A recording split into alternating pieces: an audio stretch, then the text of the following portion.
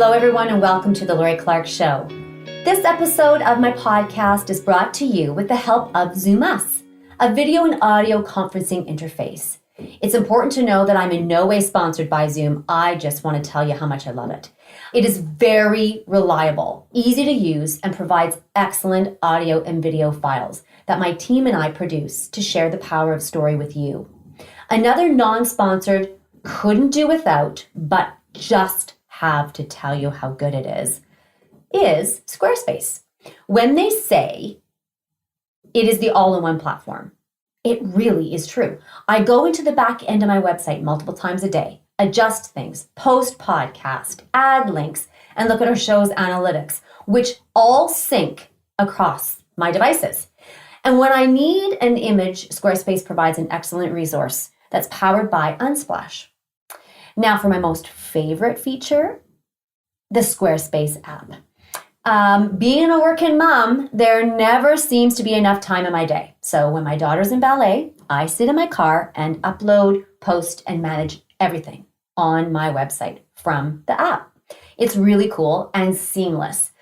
Squarespace is really, really simple and very dedicated to helping me create a brand of excellence. So with that, big shout out to Zoom, Squarespace, and Unsplash. Thank you for helping me tell people's stories.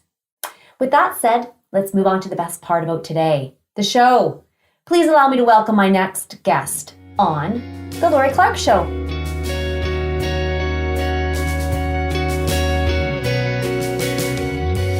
Welcome, everyone. I'm here with Maria Barrios, and we are talking about anxiety in kids. Maria, thank you so much for coming.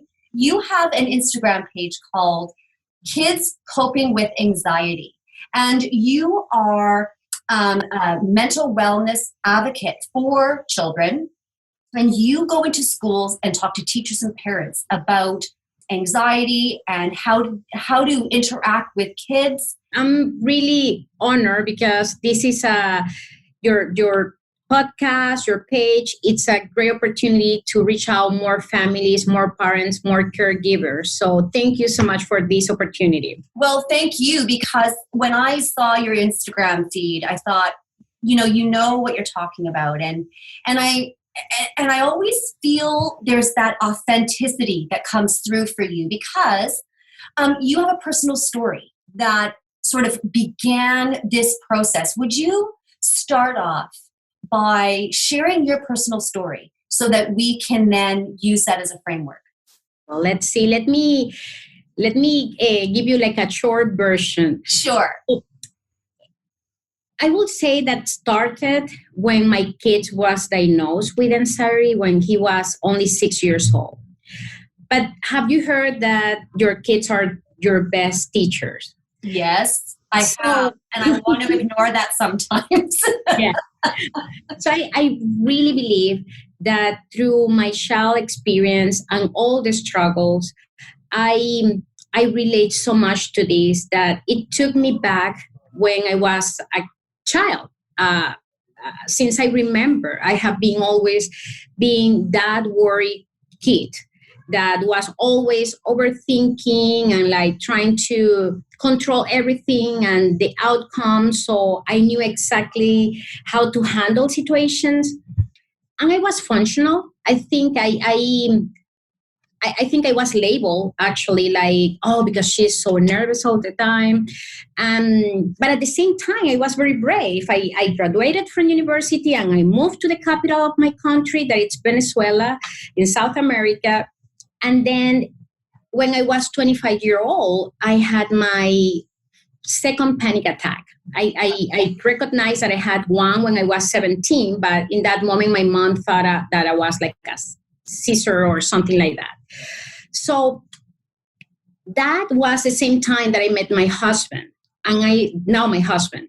I was so happy that I couldn't understand why I'm feeling so anxious. What is this? Where is this panic feeling that I think I'm going to die? I mean, where is this coming from? And I remember going to my spiritual mentor, thinking like, do I need to pray more? we are very religious in my country. So is this a faith problem? What's going on? And I appreciate so much that he told me, like, you don't have any faith problem. You're fine. You just need to go to a mental health specialist. And I was 25-year old, so that was like 20 years, actually, 20 years. And I remember feeling like, oh my God, how do I handle this? How do I go to a psychiatry or like a psychology? Right. And in that moment, I went through therapy 2 years, and it was amazing. It was like a surreal experience, because I know that I had so much baggage, and I was diagnosed with generalized anxiety disorder. So going forward, I get married, I have my first child, and trying to control everything. I was like, okay, so how many books do I need to read? Because I want this child not to be anxious about anything. Right. Okay. So let me control environment and everything. So I went through all the training about positive parenting, attachment parenting, everything. Like, I'm not going to jail. I'm going to be like this perfect conscious parent for my child. But it didn't matter. My son started to feel like very overwhelmed going to playgrounds. Like, he didn't want to leave my side. He was literally attached to my leg. And then that was when he was 2 years old. Then when he started preschool, for him was really hard to make a difference between what was real and what was pretending. So for him, fire drills, earthquake drills, lockdown drills, they were real. Checking with the teacher and the pediatrician, they said, like, well, this is a stage, it will go away. I think it's just part of this developmental stage that he is, so don't worry. So then he started kindergarten. And that's the moment that it was like a huge red flag. Because he didn't want to go and play outside. And this is a guy that he's very friendly, that he loved to make friends, and he's very talkative, but he didn't want to go outside. So I started like digging deeper and asking the teacher, why is that? And she was like, I think it's because he said that it's too many friends. Oh, it's probably because he already was feeling overwhelmed during the playground. So maybe this is what's happening. But then he didn't want to go to the cafeteria. So without knowing, we start accommodating all his anxiety. And without knowing, we start planning like, okay, tell me when the earthquake drill is going to happen. So we will arrive 10 minutes after. Tell me when it's the lunchtime. Can you take him or can you keep him in the class? And the teachers and the school were so welcoming that they said, yes, let's accommodate this. So don't worry, Maria. But then the first grade teacher told me, like, I think you need to find more help, because he started lying to the guardians. When they go to lunch or when they go to recess, everybody needs to leave because they need to make exercise. He doesn't want to go, and he started telling people that he needs to go to the bathroom, and he's hiding in the restrooms for the whole recess. And that moment, it really broke my heart. Oh. Just imagining that. And it was like the beginning of the fall, that it was really raining season here in Seattle. And I couldn't imagine my friendly guy just being so scared and afraid to go outside. So I start asking questions, and the first grade teacher and me, we sat down and we start talking. And she said, like, I think it's related with the rain, because he's checking all the time through the window. And I said, yes, it makes sense, because he's keeping talking about weather. And he became like a weather expert. Lori, he was like, how much 10% of chance of rain meant. It was like, Mom, we cannot go this weekend out because there is like a 25% chances of rain. And it's here in Bellevue and in Seattle. But he was only 6 years old. Right. So to me, it was like, oh, it's because he is very smart and he loves the weather. but at the same time, it was not being convenient. He was, honestly, every time that we were outside, we started running as soon as we knew that the rain was coming. Wow. So accommodation was one of the things that we learned through therapy, that it's not helpful, because in name of the love, as parents, we try to make everything and design the whole scenario so they don't feel anxious about anything. So, and we didn't know. I mean, again, it's like, and that's the main purpose of kids coping with anxiety.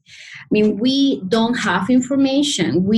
Even though that, and the reason that I told you my story was because I went through a diagnosis as a generalized anxiety disorder. I had anxiety in the past, and I couldn't recognize the signs on my child. I mean, to me, it was, okay, yes, it's just a stage, because it looked completely different. The reasons that he was afraid was the rain, overcrowded playgrounds, or too much like noises. And to me, we're like, well, but that's so simple. And it's not. I mean, that's part of the anxiety. It's irrational fears. I mean, that's exactly how they describe. I mean, this is irrational. I mean, what's the problem behind rain? So I always will be grateful to that teacher. The first grade teacher was the person who told me, like, Maria, my family went through mental health disorders in my siblings. I know that there is something else. So please try to find more help for him. When you talk about this, it's amazing to me, because I see moments of my parenting career where I was accommodating. And I think, can you speak to this? Because there are a lot of parents who are out there who they pull up to the schoolyard, or they're walking up to the school, or maybe they're putting their kid on the bus, and before their child goes, they look at their kid, right? And they go, okay, you've got this. Like, okay, let's think about what we're worried about today. Okay, and we list them all. And then we say, okay, but really? I mean, I did that with my child today, where I was like, okay, so what are we going to do if you don't get in the class that you want to get into? How are we going to handle this? We all do this, where we try to buffer our kids against the reality of what's going to or could happen. So how do we do this in a balanced way? Because we always want to have the conversation. I always want to have the conversation to say to my child, or all my children, or my nieces and nephews, okay, here's the thing. Life is going to throw you a little curveball, and it might do that today when you go into your class and you're not with your friends. Then what do? So I said to one of my kids, hey, if you're not in that class today and for the whole year, guess what?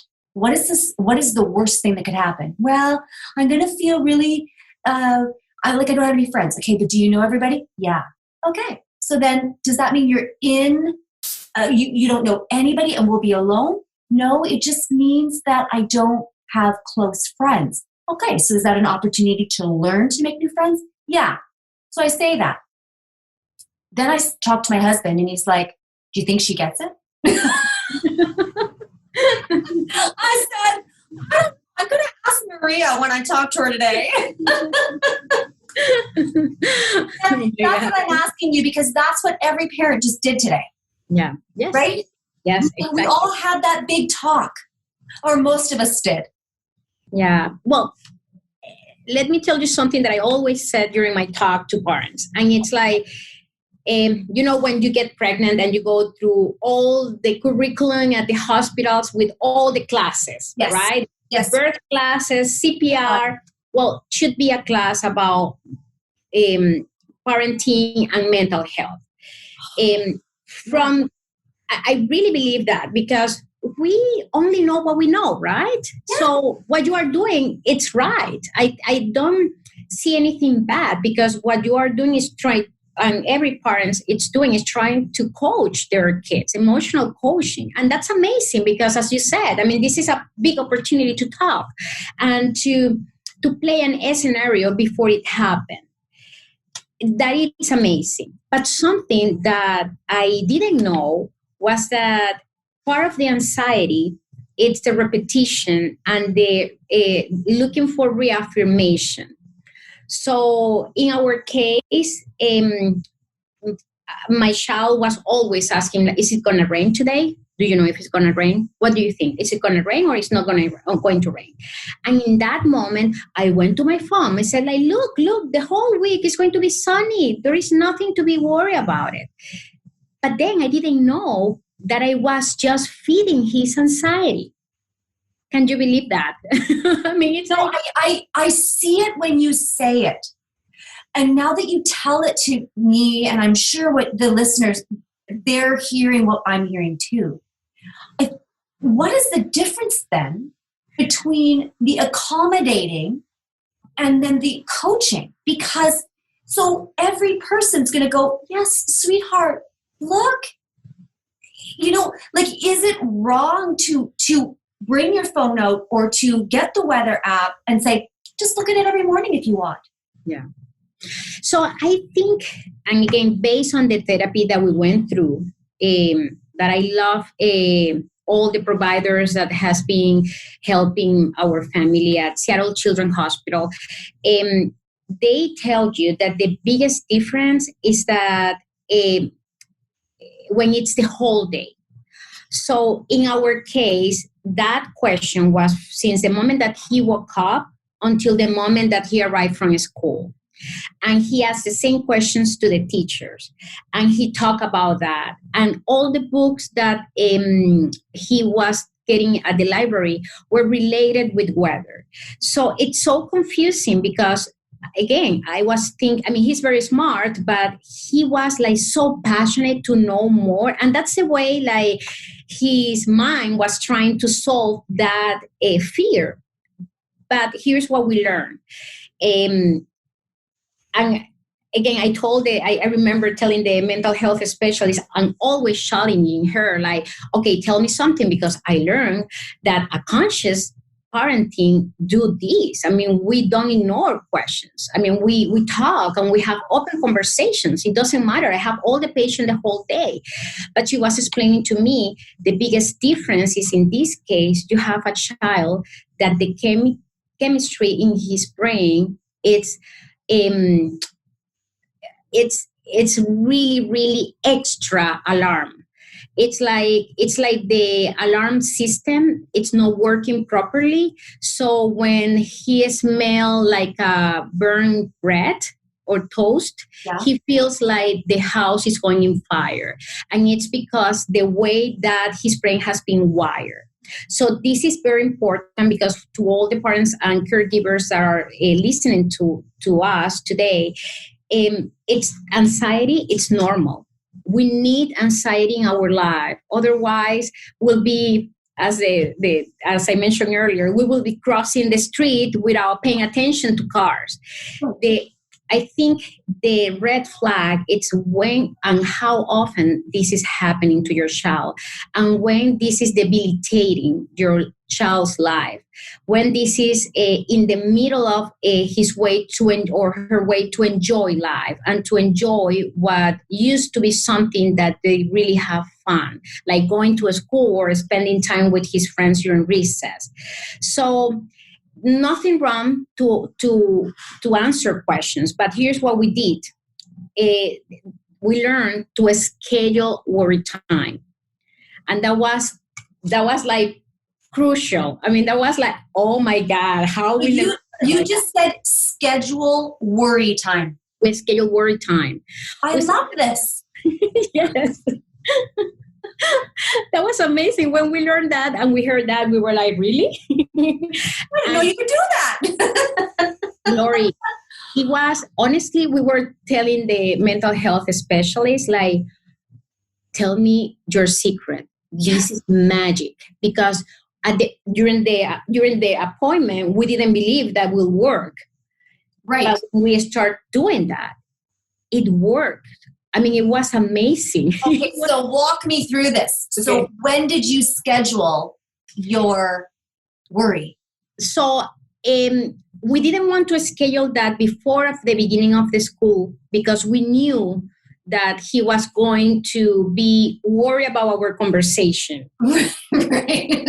So, and we made like a plan. It was like a plan. So we said like, okay, we are going to talk about this as soon as you arrive from school, because that was also like a way for him to debrief everything.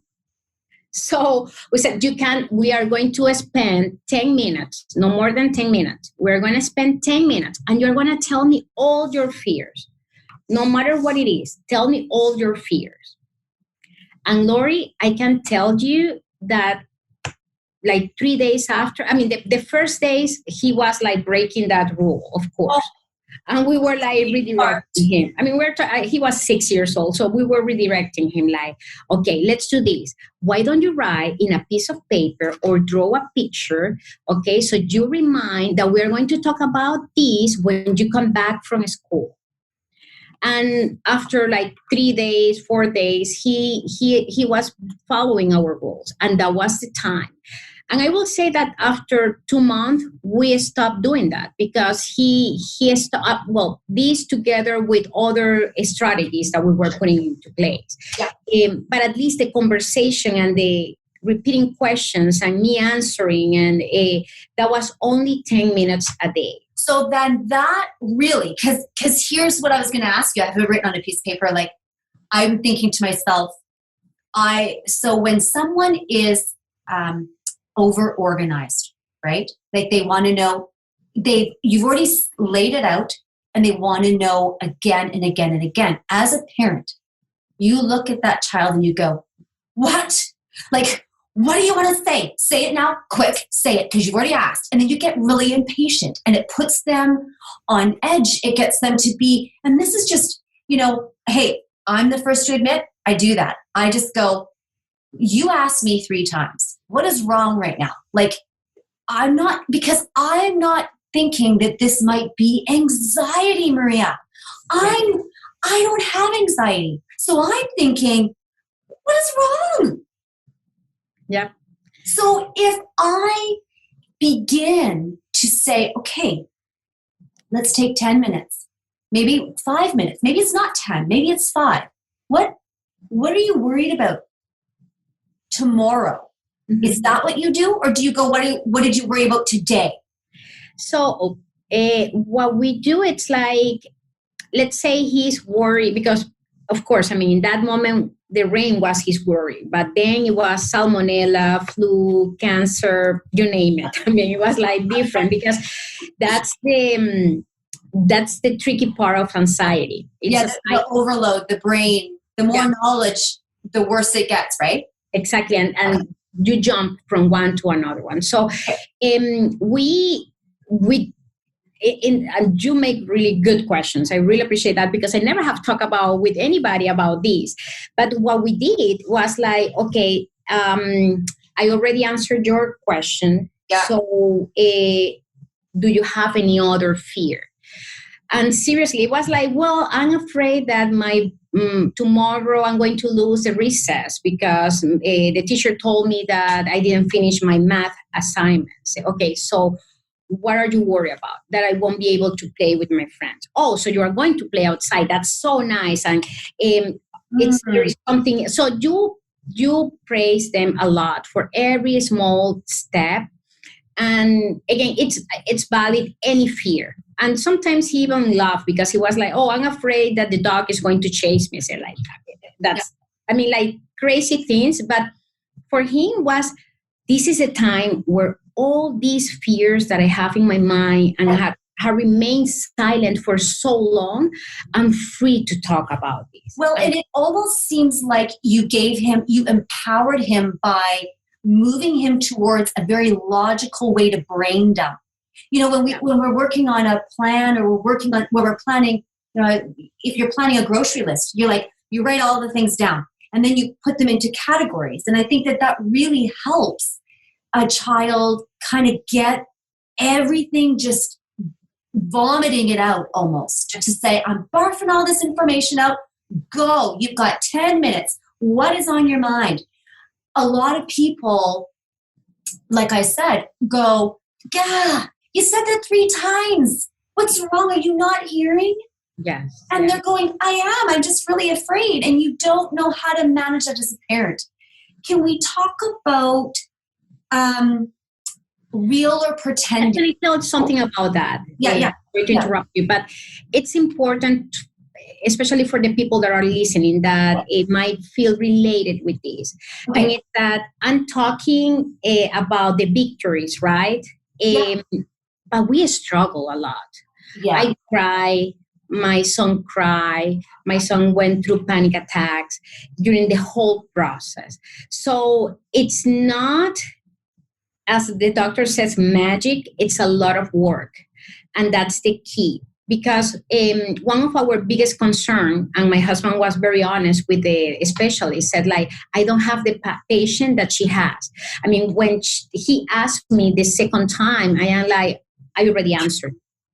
And I don't want to damage the relationship that I have with my child because I love him. It's just that I don't have the patience to answer one and another time, or 100 times. So coming to your point, it's right. I mean, it's like we lose a patient and it's a lot of work. And at the beginning, you will go through the worst, but then if you work hard, you will see the results. But a lot of people are stuck right here because they're not thinking that that's anxiety. Yes. We're not thinking that. Honestly, I'm thinking, so real anxiety for me, if I were to sort of say a stereotypical idea of anxiety, would be a child shy, kind of removed from a group of people, wringing their hands and just going, okay, not really wanting to engage. Biting his nails. Yeah, that would be a stereotypical example. But then there might be a moment where, for me, one of my children, we were boaters, and so in the summer we live, close to the water, and so in the summer when we're boating, one child doesn't necessarily know how to swim very well. So when the boat comes in and the Zodiac, we get off the beach and we get into the Zodiac, if that the life jacket was in the boat but not on. Okay. And they could swim, but just never, they don't feel comfortable going up over their neck. So get in the boat, reaching, but can't find it, and it's going, and then all of a sudden, it's just like this, it's just, you can't bring that person down. How do you get someone when it's so quick like that and you really, you really don't notice it? I didn't really notice it until someone brought it to my attention and said, hey, you know what? That's actually budding anxiety. Like that it happened right there. That's anxiety. Yes. Are you aware? And I went, no. Yeah. So how do you go and help someone who without feeding that moment, without, like you said, the accommodation? So can you give me help on that? And this is a great question because that's exactly what happened. And that's the main reason that I really like to go and talk to elementary school years parents and families and teachers. Because I think we need to learn the signs and recognize and see the symptoms, because sometimes it's so soft. It's like, it starts like a really soft, and you think like, well, it's just a stage. Right. So here's what we did. So we go to the first appointment, right? After the evaluation, and he got diagnosed. And then we were thinking like, well, how is my son going to go to therapy? I mean, does he has the maturity to talk about that? And then the therapist says like, well, here's how it works. We need to train you, parents, because you spend the whole day with your child. And if you don't learn how to answer and how to respond and how to avoid or ignore situations, I'm not going to be there. So you are the first one who needs to learn. So then you can coach your child. So here's what happened. I never realized that it's funny. This is a funny story, but so I come from a city that it's like the whole year is summer. It's like an oiled city where it's really hot. So it never rains. But every time that it rains, we need to run because we are not used to the rain. Okay. Talking about when I was a child.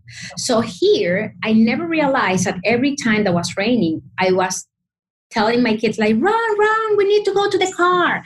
So without realizing, my son and my kids learn that there is something wrong, because if my mom is freaking out about the raining, something is not right. Or let's say like, I mean, so. Okay. I just can have, I'm writing 10 things down that I do every day. Thanks, Maria. Oh no, believe me. I mean, when we learned that, my husband and I, we were like, oh my God, we need so much to learn. Because again, it's in name of the love. I mean, you are repeating exactly what you learn.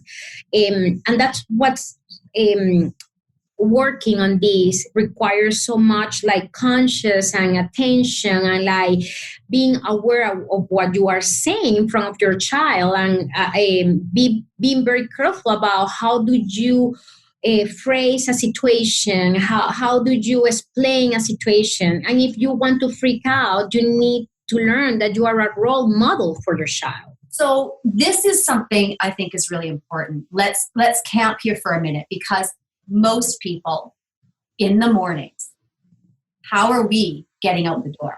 Hurry. Oh my gosh, hurry. I mean, one older person's going, how many times do I have to ask you to not be late, Mom? I'm sitting here waiting for you. I got to get to school. And I'm like, yeah, I know, but I'm really tired. And I'm trying to get my cup of coffee. And then I'm like, Sally, get going. Come on. It is this elevated experience. Yes. So then that's what I'm teaching her. I'm teaching her to elevate when a command is when something's going on, then it's kind of got to be like, who, hey, who? Everybody good? Everybody good? Okay, good. I'll go back to my room now. She'll come flying down the hallway. Everybody good? Yeah, okay, awesome. And then goes back. I'm teaching that to her. Maria, nobody told me this. I know I'm a mirror, but I didn't think about this. Yeah, and I didn't either. Again, I went through 3 years of therapy for my anxiety. Maybe I don't like this conversation. I mean, that's why every time that we have a meeting at Seattle Children's Hospital, I always tell them, like, we need to bring this information. And they are doing an amazing job. And I know that Children's Hospital in America, in Canada, in Australia, in England, they are working so hard to put this information available for the community and for families. But I just wanted to let everybody know that this is work. It means like sometimes we need to break our stigma and all the habits that we have. Again, I every time that my child was sick, I didn't know how I was reacting when he has fever and all the phone calls. And I wish this only it's reserved in a situation that in the future he's sick. No, they learn to respond in any situation like that. It doesn't matter if it's a math test, if it's a swimming lesson. Yes. And what you said about the morning, I was always like the same, like, we're going to get late. And guess what happened? My youngest, I was always, before learning all this information, I was always saying like, oh, she's so punctual because she always wants to be on time. And what happened is that every time that we were running late, like 1 minute, not even late, like before the alarm, she knew that she has to be sitting down in the class. She was freaking out. Right. So immediately said like, oh, this is anxiety. I know what I need to do. And that's what it's the beauty of learning the tools and the strategies, because even though that my daughter hasn't been diagnosed with generalized anxiety disorder, now I have tools. And guess what I did? And this is part of the treatment. We learn how to do exposures. So I told her, I have realized that probably the way that I handle mornings and my pressure to you to be on time, probably you have learned that that's the way that you need to handle yourself or like manage your time.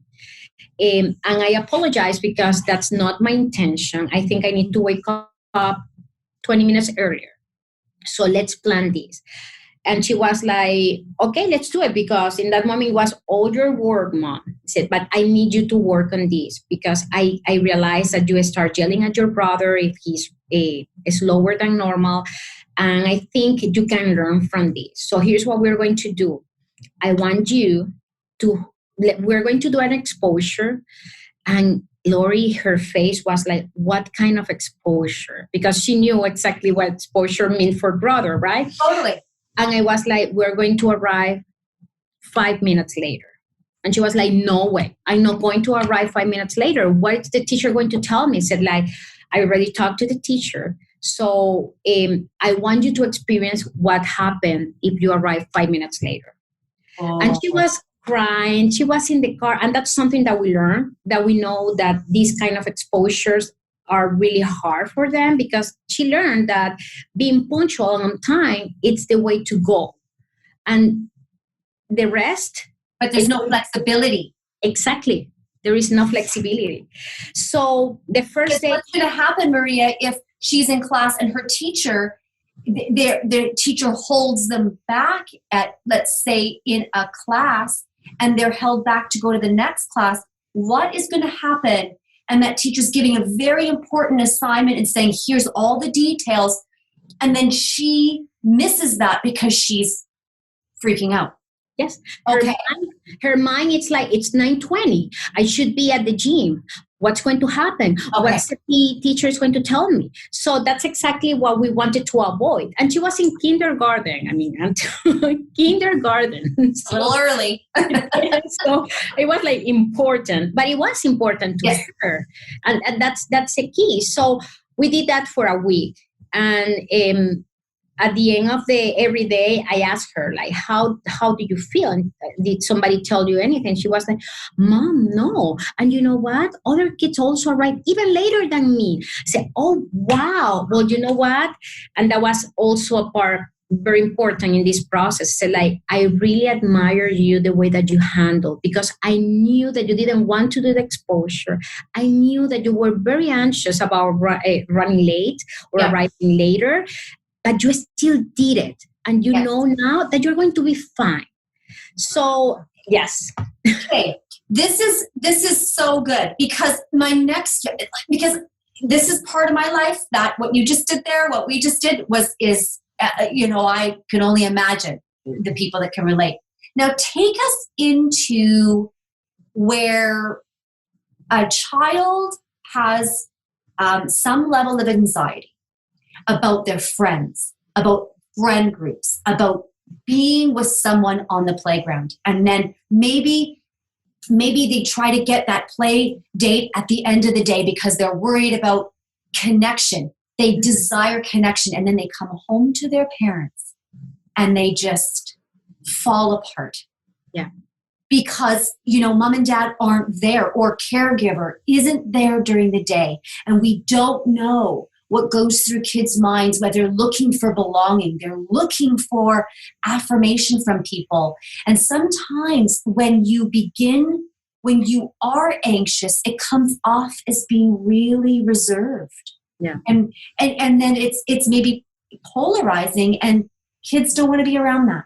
So how do we talk to kids who have that experience? So I think something that we learned that was a key in this process, because it's true, when the kids feels anxious, sometimes they they feel awkward in social situations, and they don't know how to handle that, and because their mind it's in their worries, so they cannot connect with friends. So I think we need to do this in steps, and that's where partnership with the school is key. To me, the partnership with the teacher and the counselor and even the principal, it's key, because with connection, it's very important to know what kind of connection. And the same happened with bullying. I mean, it's like, is this girl or boy doesn't want to be your friend because why? I mean, what's the reason? It's because maybe you don't have things alike, or think alike, or you don't have project, and then you dig deeper with the teacher and find ways to connect them, like outside of the school or during any project at school.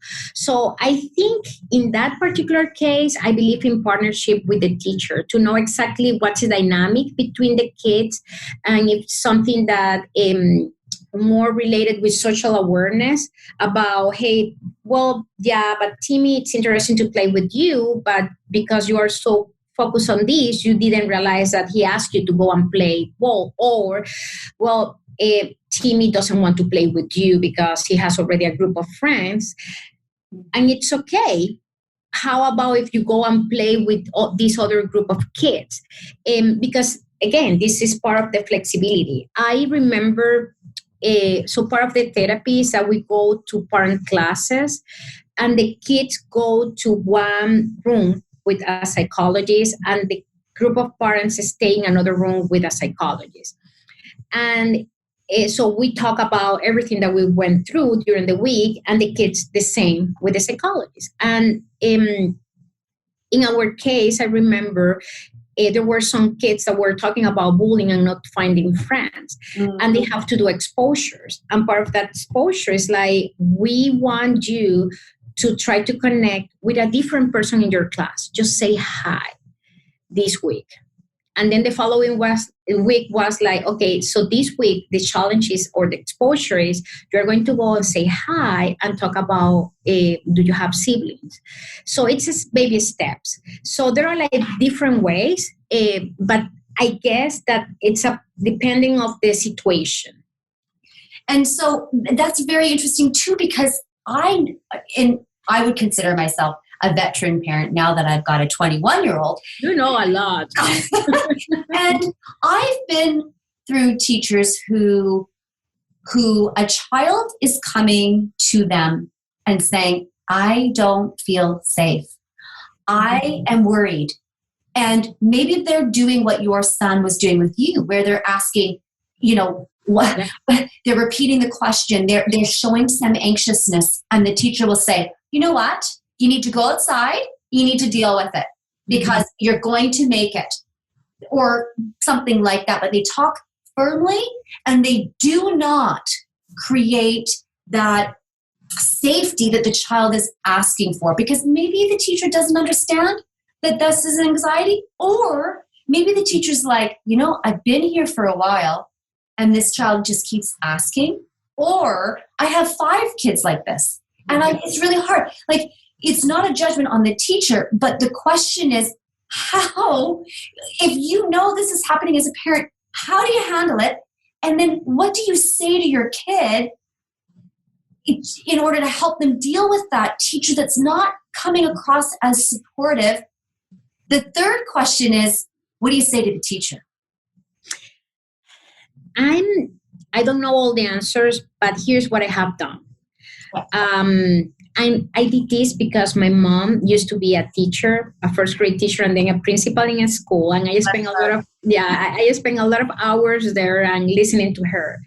So every beginning of the school year, I try to reach out to the teacher of my kids. And I try to, and I think every parent do that. And the teachers now send like a questionnaire about, I want to know more about your child. Yes. But I do like an extra conversation and say like, these are the challenges. I have noticed that my child is extra anxious because his friends are not in this class. I know that he's not very good making new connections. Is there something that you think on top of your head that can help? Do you think that we need to get involved the counselor?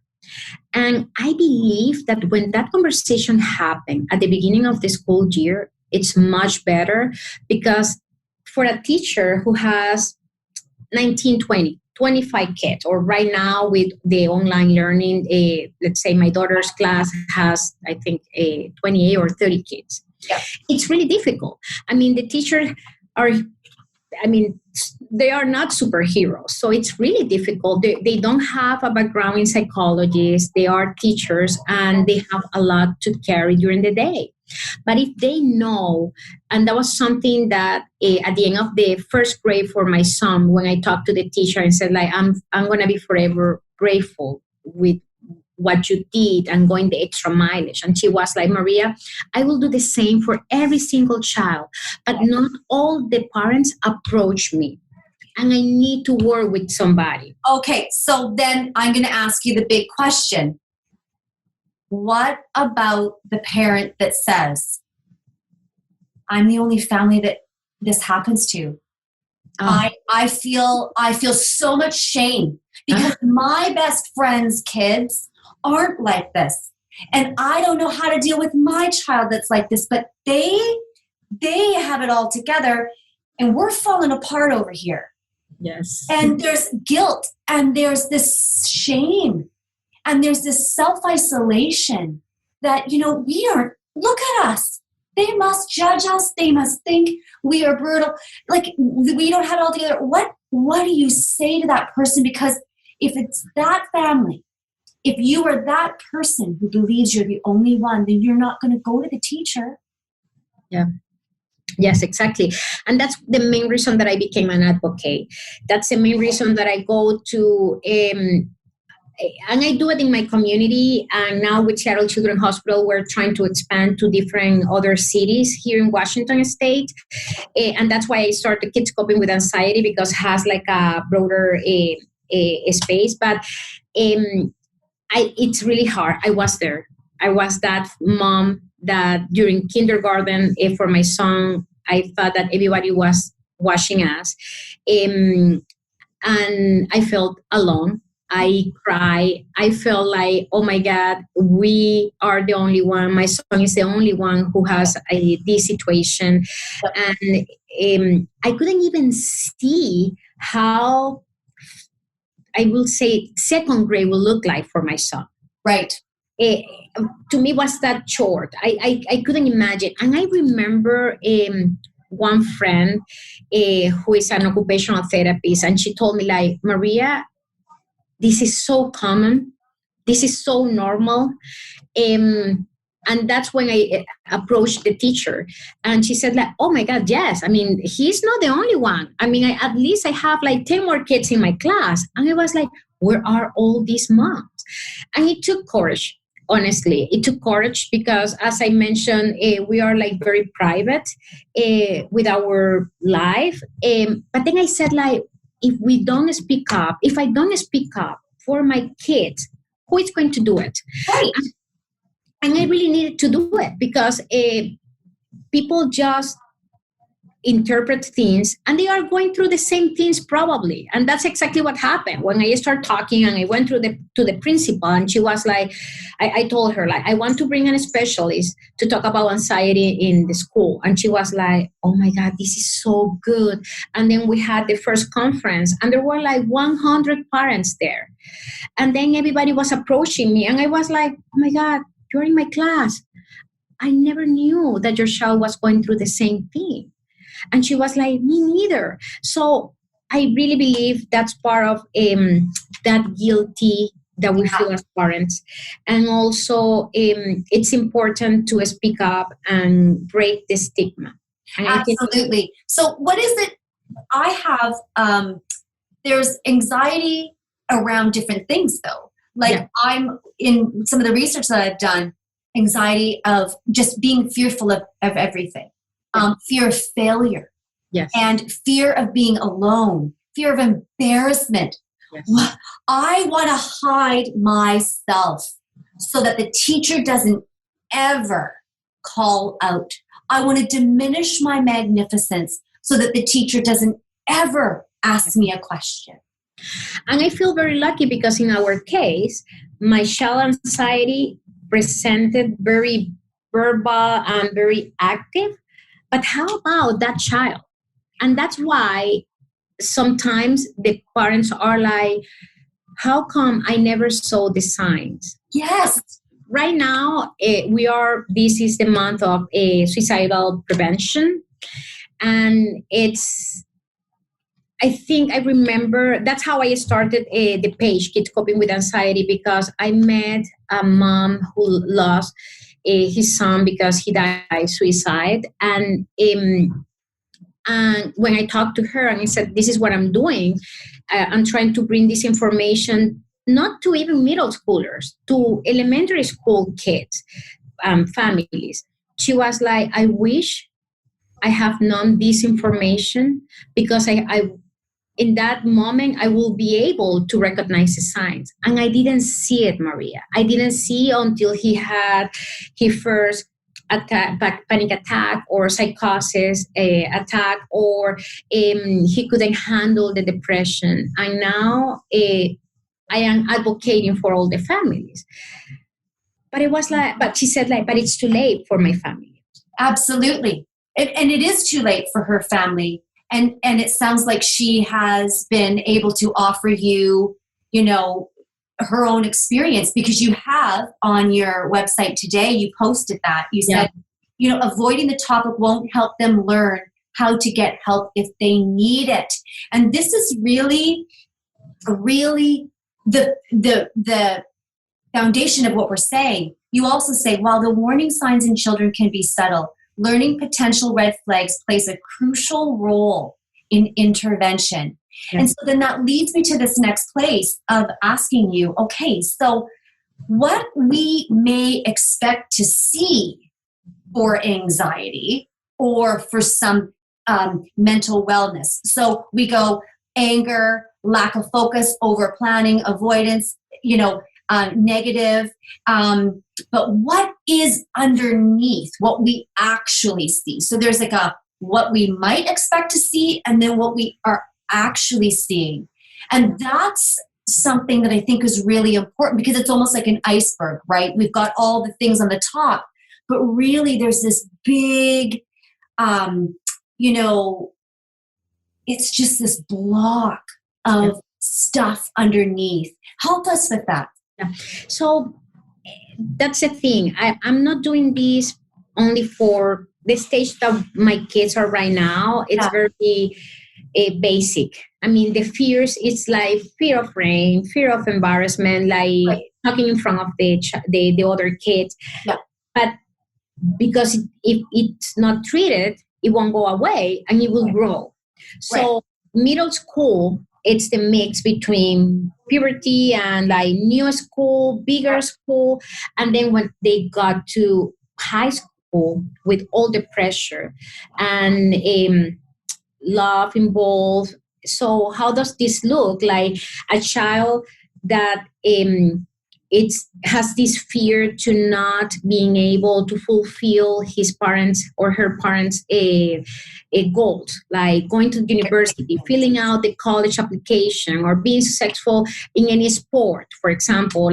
And Maria, to just interrupt you, this is really a key here because there are a lot of kids who are in rep sports. And they are working so hard, but they're also expected to do really well in school. And they're also expected to do really well at home. And they're also expected to do really well with their friends. And that expectation, I mean, it's on me. I have an expectation of myself. I do what I do. I know what that feels like. So heavy. Yeah.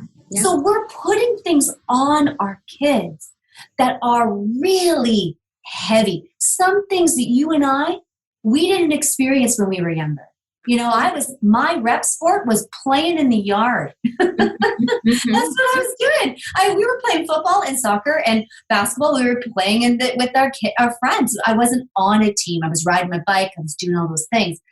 But really now there's so much in that. And just to sort of talk about this, because one of my situations that we're currently dealing with is our youngest is in ballet.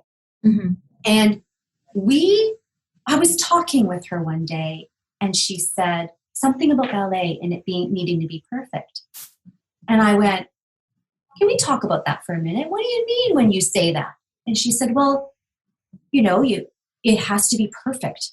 I said, well, when you put your hand out and you are posing, let's say like this, do you feel like there's anxiety about making sure it's always together and getting it perfect? Or is there a flow and a creative and a movement that you feel like you can be sort of free? She said, no, I don't feel free. Hey, she's 11. Oh, wow. And I looked at her and I did the thing that a lot of people might not be able to do.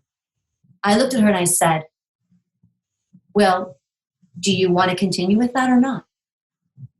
Yeah. Because I'm not a ballerina. I don't need to. But is that what we want to do? Is that what you want? Like, are you? And she said, no, I want to dance. I just don't want to do it that way. Okay. So what can we do? So she's doing it differently. Now she's in jazz and lyrical, and she's now playing soccer. So the thing is, the expectation is so profound, and it's at a really young age.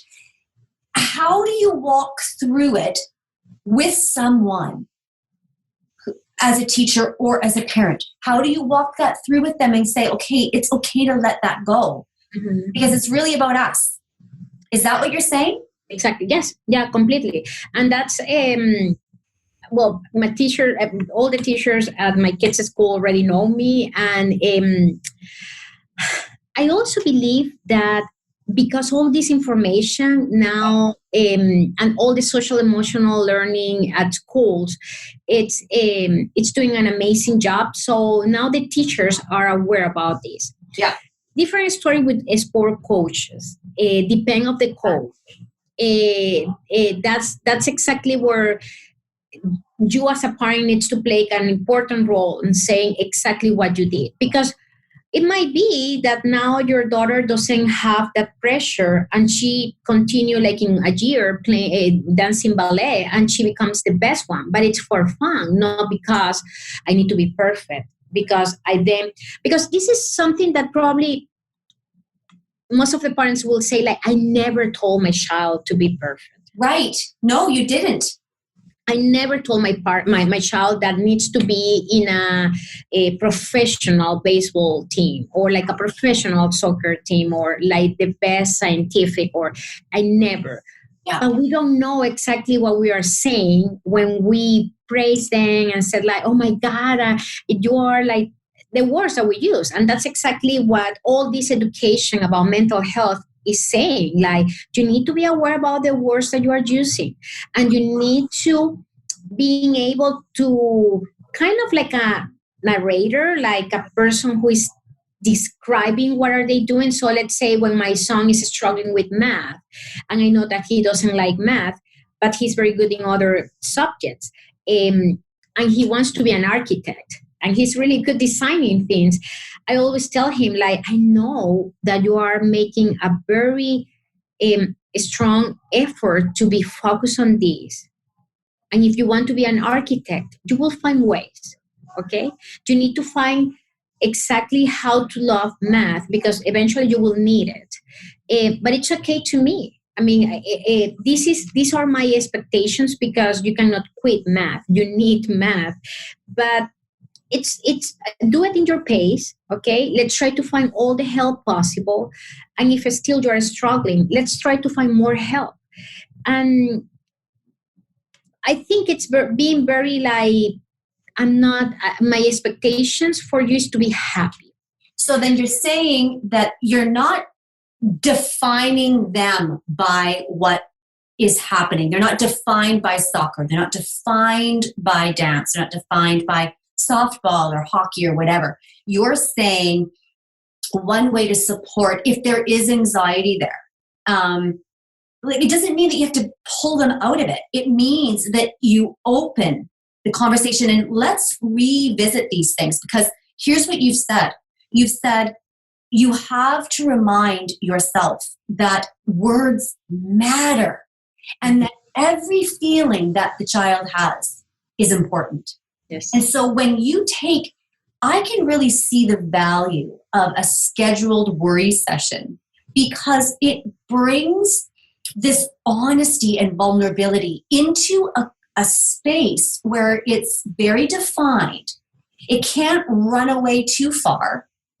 And yet it gives you a window into what is actually going on. And so then in that space, if it's, well, I, want to be perfect, then maybe the next day, one of the conversations that you have, or when you're tucking someone into bed, or you're just driving in your car, you're like, well, what does it mean when you said you wanted to be perfect? Like, what do you mean by that? So it brings about an extra conversation. And especially when it's, well, I'm worried about this person not playing with me. Okay, well, what does that look like? And we can give our kids, we all have the opportunity to give them a different framework. Yeah. And it's important to validate them. I think that's validation. The validation, it plays like a very important role. Like, it must feel really sad because you wanted to play with this friend. I know that you're very frustrated because math is not your strength. It might take I can see that it might take a little more work on your side, but I think you have done the same in other situations. And that's what really made the whole therapy and the whole treatment a success, because it was like every time, let's say, my child was taking swimming lessons, but he was afraid to go to the deep end. So how this presented was more like, I have a stomach ache, I cannot go to my swimming class. Okay. And then it was, I have headache, I cannot go. And in the moment that we start recognizing this, immediately I call it. I said, like, I can tell that your body is talking to you and you are so worried about the deep end, because we have already talked about that. That's why you don't want to go. Yeah. And I know that the deep end, it's something that it's really deep. You have no idea what is there. I will be afraid too. But that's exactly why you learn to swim. So let's do this. Let's go and do what you feel comfortable doing. And again, it's baby step. So the first day was only jumping into the deep end, like 1 minute and getting out. But then the second day was like, and I talked to the coach and I explained the situation. And the coach was very flexible. So he was like giving baby steps, like, okay, now I'm going to swim until the half of the pool and then I will come back. And then I said, like, how about if today you try to swim just once to the deep end? Okay. Let's do this and exposure. You have done this with the rain. You did this with salmonella and the flu and cancer. Now the fear, it's called deep end. Let's do it. And he was like, okay, I'm going to do it. And the first time he didn't go all the way. Yeah. And as soon as he get out of the pool, I was like, you see, you did it. I was there. You conquered that fear. And you can see that's exactly what they need, the validation of like, I'm scared, but I'm going to be next. And I know that you're scared, but I'm going to be next to you the whole way. Yeah. So you talked about the mind, body, feeling.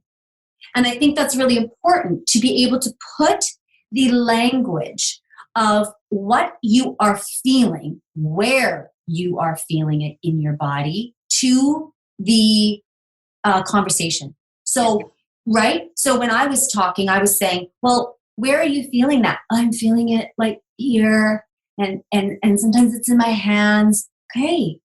So what is that saying to you? Well, it's saying that, I don't really need to be perfect all the time. Okay. And what does that look like?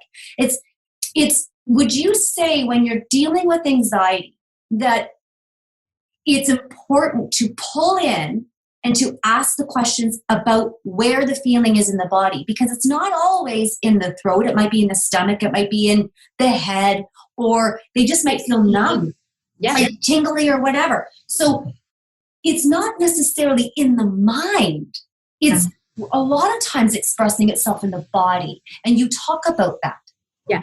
And that's, again, I'm sorry I have to repeat this several times, but that's exactly why I make so much emphasis on learning this and practice this when your child's really young. Yes. Because what you are doing with your daughter, it's teaching her about her body and how to recognize this. And instead of going to take a pill for a headache or to go to the doctor for a stomach ache, and it's not a problem right now, but you don't know what's going to turn in the future, right? And to just start auto-medicating yourself, right? Because you cannot recognize what all these pain and feelings in your body is saying to you. So this is what I do with my daughter, for example, when she says like, Mom, I don't want to go to my gym class, or I don't want to go to school tomorrow. Sure. So this happened to her. I don't want to go to school tomorrow. I said, why?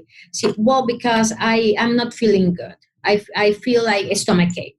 Stomach ache it has been like the consistent pattern in my home, the way that feelings come out. Yep. I said like, interesting. And so can you tell me more about that? And she was like, well, I don't know. I feel like butterflies, and then I want to go to throw up to the restroom.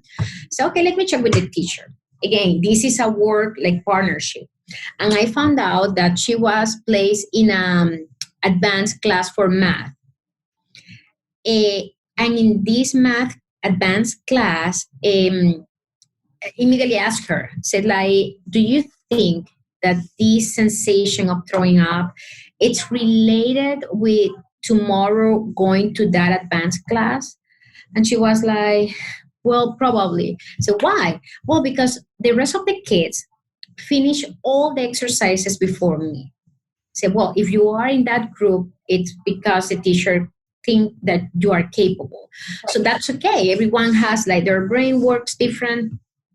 But what it's important right now is that you realize that your body, it's feeling all that anxiety about you going tomorrow to that. So what are we going to do? Because, I mean, that's the knowledge that you have. You are in class. So then what you're saying is so important, because I'm just going to say me, I would tend to say, well, you know, you've been put in that math class because it's important, and it's an advanced math, and that's great. And here's the thing: you're smart, you're capable, you can do it. Don't worry about it. Mm-hmm. Right? We don't want our kids to quit. Yes. So then, where's the line where you go, okay, so is this too hard for you? Do I need to move you out? Like, where's the line of the anxiety, and then where they can't handle it, and then how does that express itself? I mean, I know you're saying we need to be in cooperation with the teacher, and I think between the parent teacher, that combination or the solution will resolve itself. But how do you get there? It's a tricky line. I mean, it's a very fine line. I know.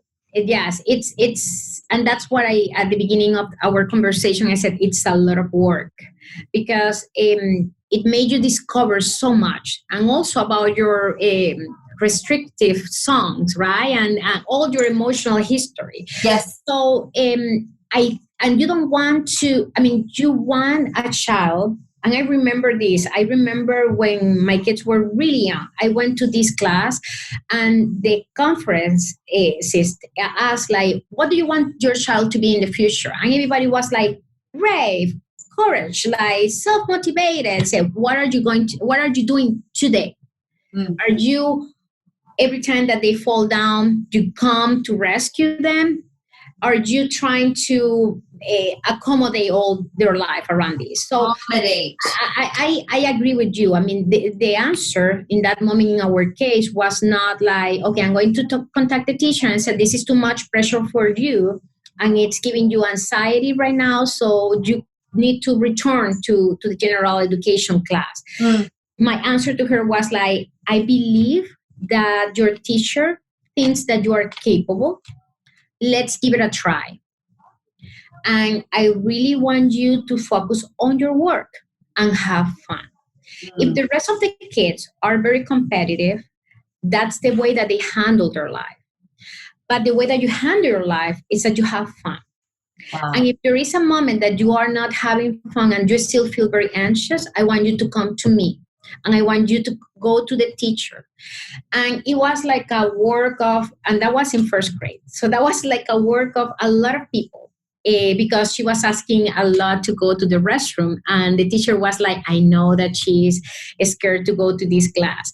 So that's why I said, when you recognize the signs, that's key, because you are able like to say like, this is not normal. Something else is going on. And it's a small things. I mean, in this case, my youngest hasn't been diagnosed with generalized anxiety disorder, but because genetic play a very important role on this, I need to assume that she's having more anxiety than normal during pressure moments. So I need to put into play all the strategies that I know. So it's not about elementary, it's not about middle school. It's almost about high school and college and the time that they are not going to be next to us. So it's providing them these tools for the rest of their life. Well, you're totally right in this. And I didn't really notice this. I'm a very intuitive individual. And as a parent, I'm really intuitive. And we're very conversational in our family. This really slipped by me. Both Dave and I, we looked at each other last night as I was prepping for this, and I said, you know something? This is the one thing that I did not see. And we had this conversation. You know what really brought it out was COVID. Mm-hmm. It really brought it out because now we've got kids who are online. They're doing their university. They're learning how to handle life in a different way. This is their career, right? This is like, there's a whole other level of anxiety there.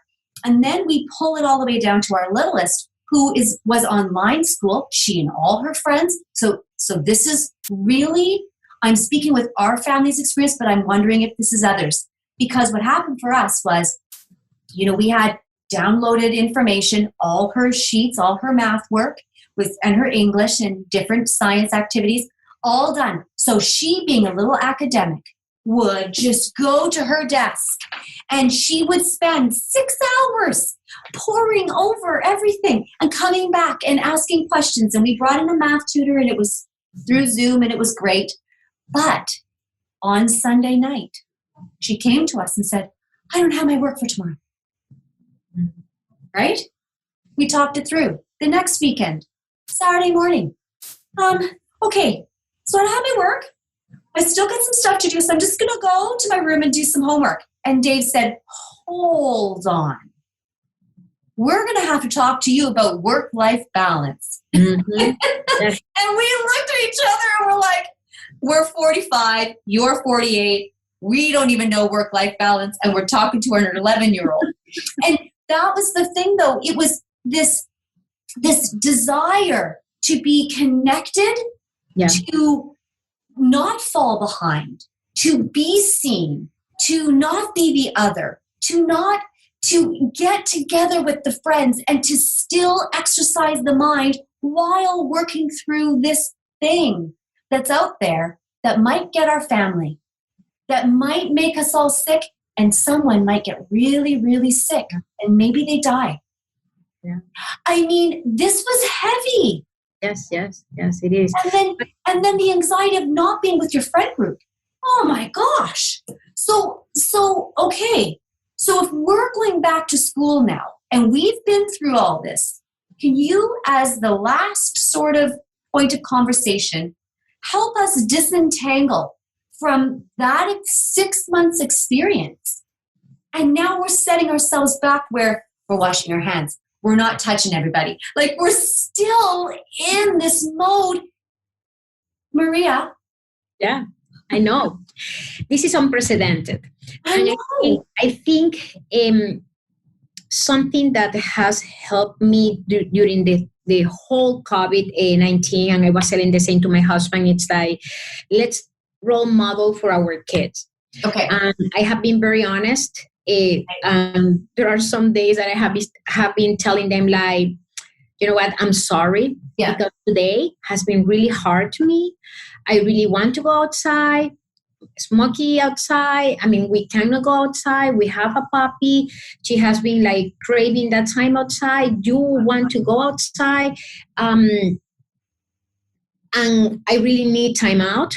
Otherwise, I will be screaming at you for no reasons. I'm not going to cook today. Let's eat sandwich or pancakes for dinner, everyone. Exactly. Like, I really need to. Let's just watch TV, or like some days my husband says, like, they have been in the computer the whole day. Said, yes, but I need these 20 minutes to share between us. But I have been telling my kids, like, not all the details, but I have been role modeling for them. Like, this is it. It really gives me anxiety for you to come back to a school. But I know that during these 6 months, you have learned a lot to take care of yourself. Yeah. And I know that what does it mean? Like, you only wash your hands when you touch something and then you are going to eat. Or you wash your hands if you by any chance sneeze and you... So because...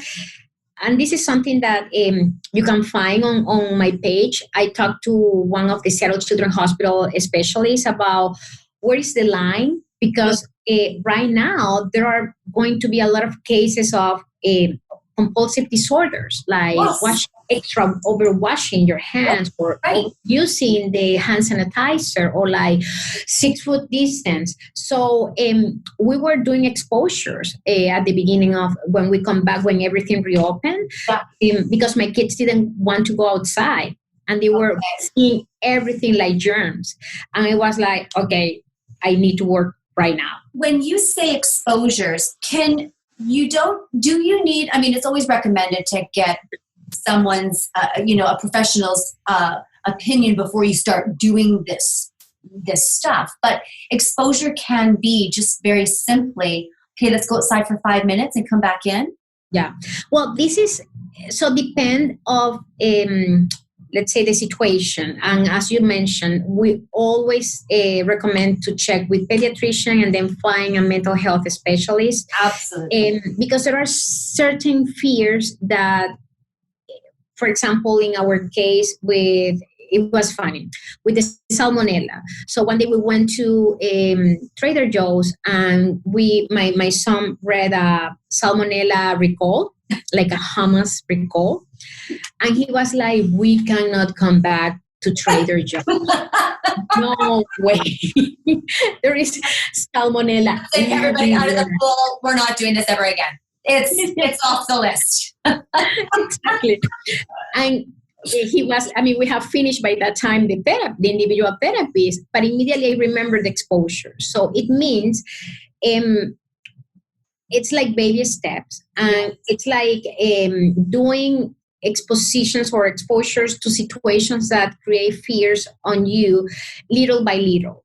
So I said, like, okay, let's do this. The first time we are going to park on the Trader Joe's parking, and we are going to park in front of the store. And he was only 7. So you imagine, I mean, it depends, right? And then your father brought your favorite dessert from Trader Joe's. And he was like, no way, I'm not going to eat it. Okay, can you touch it? So those baby steps. And then, okay, do you want to eat it? I really want to eat it. Okay, eat it. Yeah. And then after he finished, said, like, do you feel weird? Do you feel like going to the bathroom, or do you think that you get salmonella? And he was like, no, it's delicious. And said, okay, let's go tomorrow. Let's go and grab another box of that. So baby steps. But again, as I said, there are like certain fears that it's very important to do this. from a psychologist's supervision. Okay, so how do you do baby steps with friends? Let's just quickly go through some baby steps. So how does a parent go through baby steps with friends? Because we just heard about baby steps with, those fears of food and expiry dates. Yes. How do we go through fears with friends? And you meant by friend, can you tell me more about the situation? Situation just worried about, they say, Mommy, Daddy, I'm worried about that I will go to school tomorrow and there will be nobody. Do not take me early to school because I don't know who I'm going to stand with outside until the bell rings. So drop me off, wait for the bell to ring, and I'll run inside. Or I'm also afraid about who I'm going to play with at recess and lunch. And so I want to get a hold of someone to see if they will play with me tomorrow. Okay. How do we do that? How do we manage that? So in the first case, you arrive early and it's only one person that is going to be there and I don't know that person and I don't know if I'm going to talk or not. Said, okay, so tomorrow we're going to drive and just saying, okay, Sure. Yeah. I'm not a psychologist, I'm just trying to think this is what I will do. Yeah. Let's go and drive to a school, okay, and let's arrive earlier, like 10 minutes, and let's watch all the people coming into your school, okay? Next day, now I want you, and we are going to sit down in front of your school. So let's say that, oh no, I'm very embarrassed that you are going to be with me. Okay, so you can do it. And you can do it, let's do it just for 30 seconds. Okay. And then next day, okay, and now I want you, and this is a plan that you need to do it with them. This is very important. I mean, you need to explain to them what's the reason behind exposure. And the main reason, it has to be very important to them. And it's saying like, I see that this is becoming a problem, or maybe this is debilitating you to go to a school. And I know that you enjoy to go to a school. So this is in the middle and this is your brain. Mm-hmm. And there is something that I learned about how to explain the kids how the brain works. Mm-hmm. And there is like an old part of the brain and the new part of the brain and the old part of the brain. And I can send you that information because it's very interesting. It's the one who controls the fears.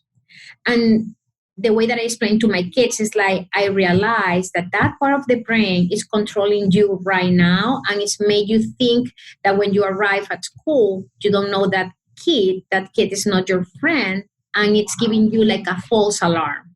So let's work on that because we don't want that part of the brain to control the rest of your life.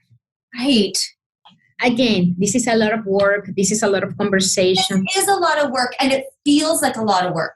And that's I can see this even with myself going, wow. Okay, so that means that I go to the fence and then I walk down the fence. They're on the other side, right? And then I'm like, okay, so you got this? Good, okay. And we do what you're doing. But this is, you mentioned this before at the very beginning. You said, this is a mirror. They're mirroring us.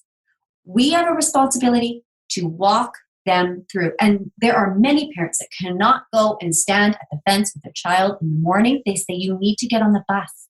Mm-hmm, mm-hmm. But there are ways. I know you can help that. We can look on your Instagram page and we can find, some really helpful tips. But let me tell you one more thing about this. Yes.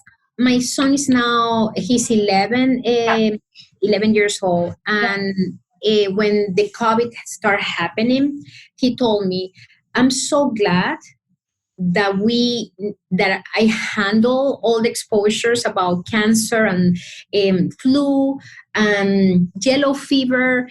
Because I mean, he's a scientific. He reads a lot. That now I know that we're going to survive COVID-19. So I'm not afraid about that.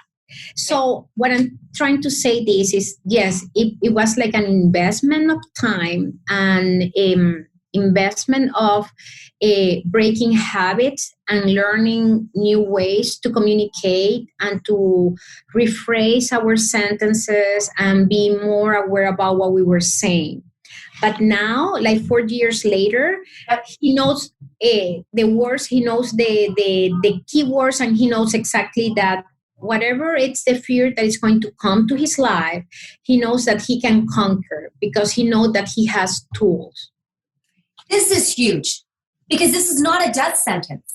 Yeah. This doesn't define you, right? Yes, exactly. Yes. So if we can, and the doctors that you've spoken to and the different people, if we can catch this early, then we can give them tools. And look, for those parents who can't catch it early, who haven't caught it early, guess what? It's okay. Mm-hmm. Because this conversation matters.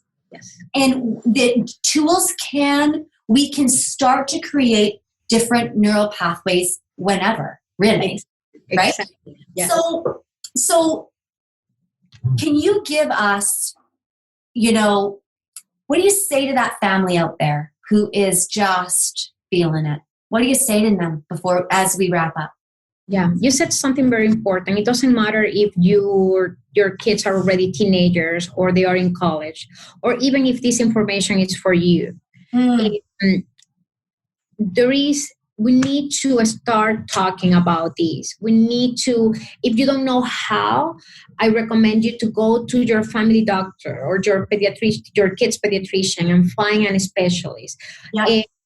You need to educate yourself and know that this is a topic that everybody is talking about. This is not only happening to you and your family, that there are a lot of family like my family and many of my friends are going through the same thing and are struggling about this.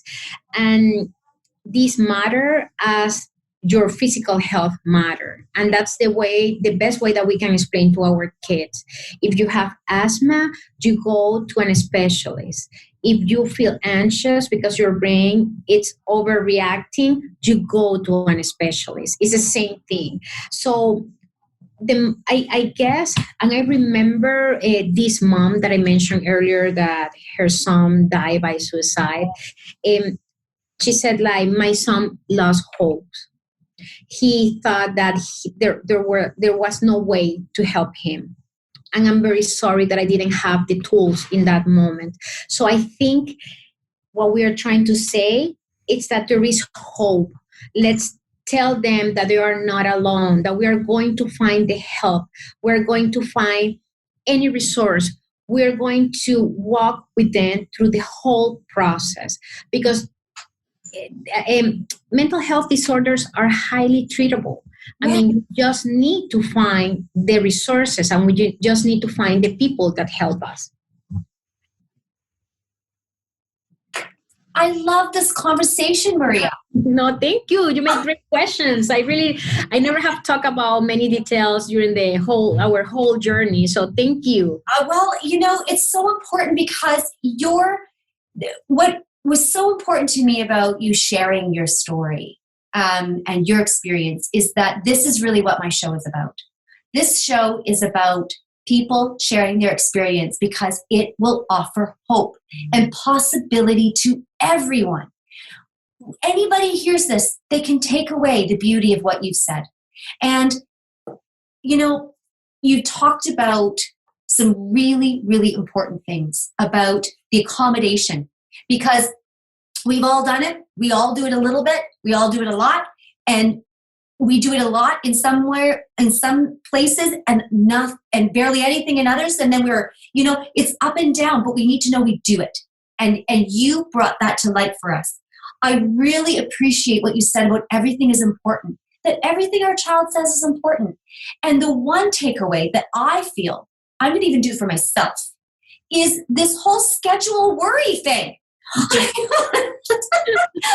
like, yes, this is going to solve my problems of being up in the middle of the night going, okay, I got to worry about that. So I just have 10 minutes of worry and then I'm good. Thank you, Maria, for that. And also, words are important because I believe this so firmly for my own self. We talk in our family about our thoughts and our words, and that it has power. And when we speak things, it creates life. It can create death. It can create stagnant. It can create a lot of different things. And so we want to be listening to the narrative, the story that we tell ourselves over and over. And we want to look at our kids and listen and go, wait. Okay, hold on. And it doesn't mean that your kid is off the charts anxious. It just means everyone has it. And that's okay. And if you see it, acknowledge it. Because that knowledge and that acknowledgement will set them up for their future. I appreciate you.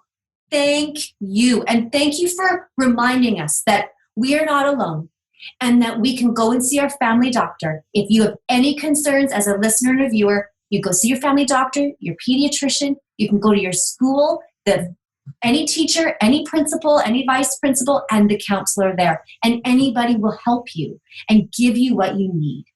Maria, thank you so much for sharing. Thank you for this opportunity. I'm really grateful to be able. I always said, if I can touch the life of one family, of one child, for me, that's enough. So I really hope that we can reach out to many families out there. As you said, you are not alone. Yeah, thank you. Thank you.